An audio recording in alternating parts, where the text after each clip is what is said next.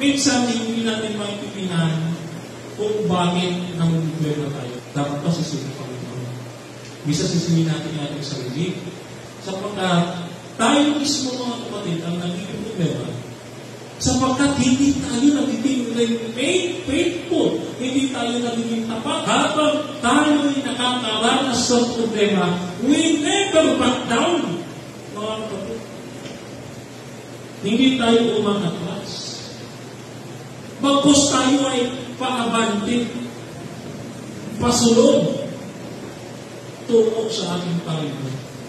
Itinuturo sa atin ng Biblia na tayo ay lumapit sa Panginoon pagka tayo ng problema. Instead na tayo lumayo, lumapit tayo sa Panginoon. Sa lahat mga kapatid, ang solusyon. Yun ang pagnilayan natin.